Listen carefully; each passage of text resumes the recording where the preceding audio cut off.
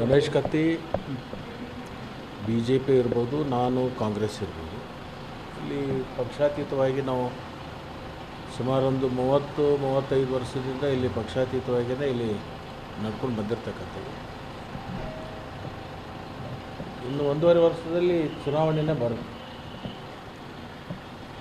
ಇಲ್ಲಿ ಅಧ್ಯಕ್ಷ ಬದಲಾವಣೆ ಅದು ಇದು ನಮ್ಮದು ಯಾವುದೇ ಪ್ರಶ್ನೆಗಳು ಇನ್ನೂವರೆಗೆ ಬಂದಿಲ್ಲ. ನಿಮ್ಮ ಕಡೆಯಿಂದ ನಾನು ಕೇಳ್ತಾ ಇದ್ದೀನಿ.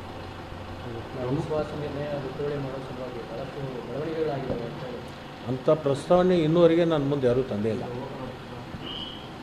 ವಿಶ್ವಾಸ ನಿರ್ಣಯ ಅಂತಕ್ಕಂಥ ಪ್ರಶ್ನೆ ನನ್ನ ಮುಂದೆ ಬಂದಿಲ್ಲ. ಅಂಥ ಪ್ರಸ್ತಾವನೆಯೂ ಯಾರು ತಂದಿಲ್ಲ.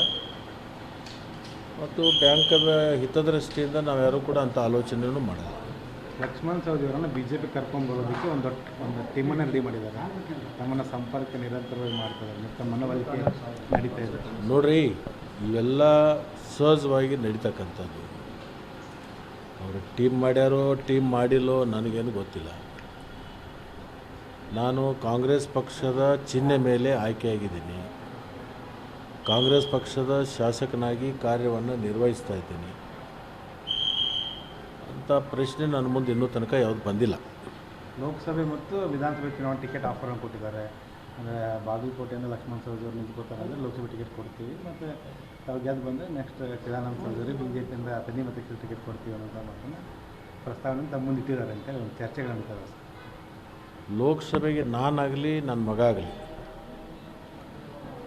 ನಾವು ನಿಲ್ಲಬೇಕು ಅಂಥೇಳಿ ಅಲ್ಲಿಯೂ ಅರ್ಜಿನೂ ಹಾಕಿಲ್ಲ, ಮತ್ತು ನಾವಿಬ್ಬರು ನಿಂದ್ರಂಗೂ ಇಲ್ಲ.